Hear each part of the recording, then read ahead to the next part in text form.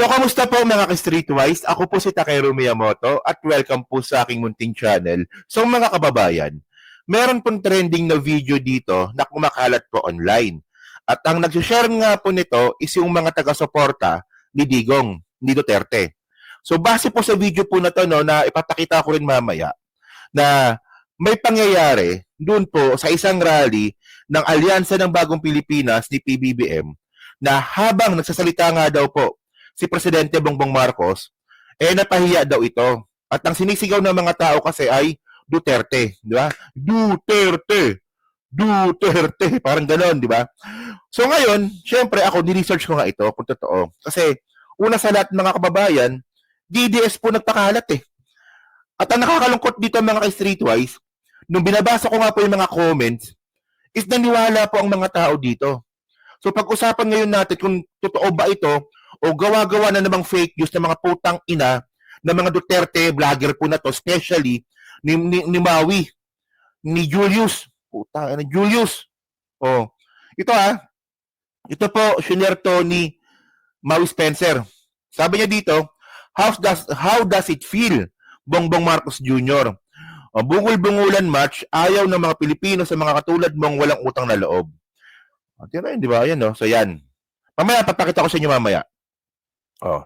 Tapos, shinare din po ito ni Jason sa di ba? So, alam niyo kung anong point ko dito. Di ba?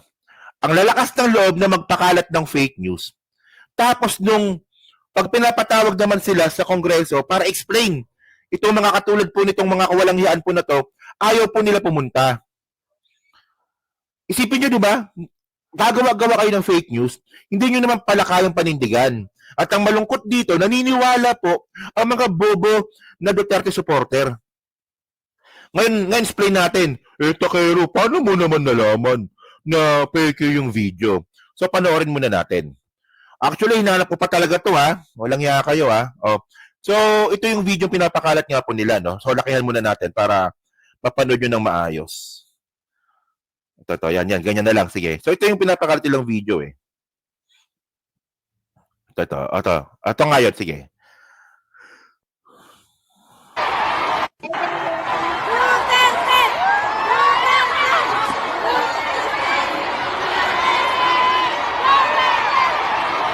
Ito ang aming ipinagmamalaki na mga kandidato para sa Senado.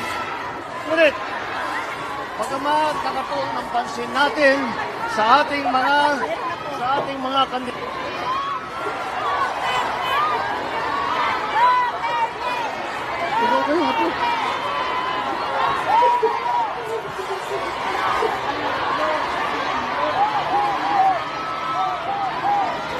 So, ayan ha. So, ito yung video pinapakalat nila. Okay. So, actually, hinanap ko po talaga yan. Kung saan po yung original na video na yan. Medyo nahirapan nga ako ng konti eh. So, buti na lang mga kababayan, 3 pa lang po yung rally po ng Alyansa ng Bagong Pilipinas.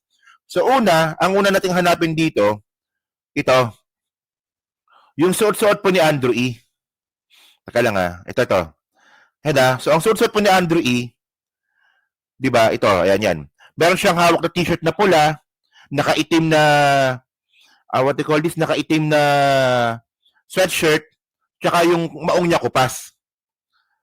So, hanapin natin yan. So, una yung kanina. Yung sa Davao del Norte. Sa Davao del Norte, mga kababayan, ang hawak pong t-shirt ni Andrew E, puti. So, hindi ito yon. So, hindi yan. So, next, sa Iloilo. So, ito sa Iloilo. Yan, sa Iloilo mga kababayan. Yan. So, ang suot ni Andrew E, itim na sweatshirt, nakahawak na pulang t-shirt, pero yung pantalon niya, all black. Hindi kupas. Kung kukumpara po natin dito sa isa, dun nga po sa peking video, so hindi yan, magkaiba. So ngayon mga kababayan, nakita ko po itong video po na to. Yan po na yan, nakita ko po yan. Doon po sa rally sa Lawag, sa Ilocos. So ngayon, compare natin ha. Tingnan nyo ha. Compare natin. Tarantado talaga itong mga to eh. Mahirap Ang lakas gumawa ng fake news eh. So ito yung unang-una, ito. Yan. Yan, si Andrew E, may hawak na pulang t-shirt, hawak niya nakaganon siya, di ba nakaganon, ganon. Nakaganon ba siya? O ngayon, puntahan natin yung original na video. Puntahan natin. So ito yon. Ito yun Ito to. Ngayon, ang gusto kong makita dito, di ba? Duterte ba ang sinisigaw ng mga tao? So play natin. Ay, meron ako ibibigay. Break it down! Yan na, para sa palasan ito yung peke. Wait, ito yung peke. Yan. Ayun yung peke. So ito yung totoo.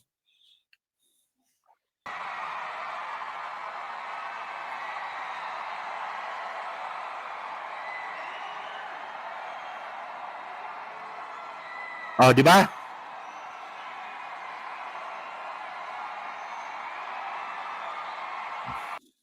Ngayon, may narinig ba kayong Duterte na sinisigaw? Di ba wala? Alam niyo kung anong point ko dito mga kababayan, itong mga bobo at mga putang inang mga details po na to, mga taga-suporta ni Digong, kinakain nyo na lang po yung mga fake news na mga buwakan ng inang mga details vlogger po na yan. Nakatulad nga po ni Jay Sonsa na bungal ang ngipin at saka itong si Maui Spencer na mabantot, na mapanghi. Di ba? Okay lang sa inyo kahit niloloko kayo, okay lang sa inyo kahit fake news ang pinapakita sa inyo, basta lang, di ba, ma-fulfill lang yung paniniwala ninyo na ang mga Duterte malakas pa sa politika. Anong tawag doon? Edi tanga. Oh. So ngayon, mga kababayan, hindi pa tapos. Akala nyo tapos na, hindi pa. So ito, yung kasunod ng video peke, ito pa. Continue natin So yan. So yung si PBBM natahimik.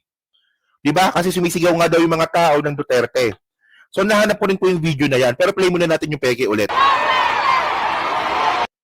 Yan. Nakatuon ng pansin natin sa ating mga kandidato.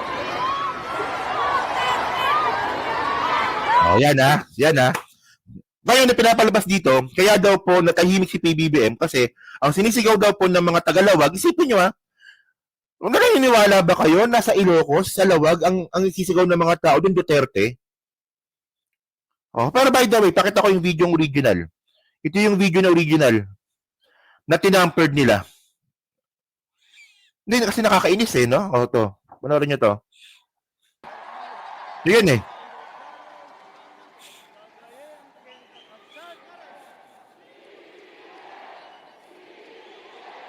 So ano sinisigaw? BBM, di ba?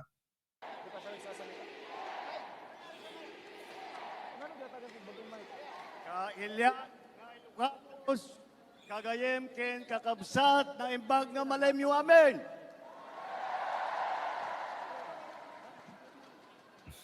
Nagtugaw kayo, Apo. O, di ba? Ayun yun same lang Oh. Natin sa ating mga kandidato.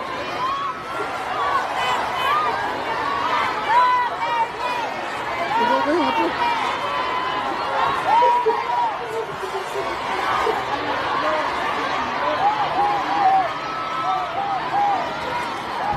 Parang mahirap nakapaniwala. O, di ba? Ayun yun Oh. Balik ka sa original. Nakabsat na imbag nga malemyo amin.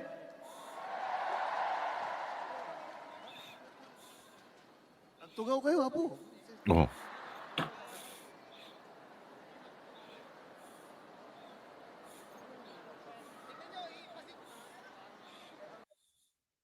May narinig ba kayong Duterte? Di ba wala din? Oh. So ngayon, ang masasabi ko lang dito, kung pwede ko lang sana murahin, di ba habang buhay, itong si Jay Sonsa, tsaka si Maui Spencer, mumurahin ko pati kaibuturan ng buto mo, ninyo pala, pati kanino ninunuan nyo, isama mo pa yung mga nanay tsaka mga tatay ninyo, mga buwakan ng ina kayo, mga sinungaling kayo. Kasi fake news to eh. Kaya ang problema ninyo, kayo mga Duterte supporter kayo, ito, debunk na to, na fake news po talaga ito. So ngayon, ang tanong natin dito, ito. Actually, sa February 18, di ba, muling ipanatawag sa mababang kapulungan ng Kongreso ang ilang DDS vloggers na kinabibilangan nila Crisette, Trixie, Joey, Cathy, Ethel, Sas, Maharlika at Lorey sa darating na Pebrero 18 at may inilabas ng show cause order laban sa kanila.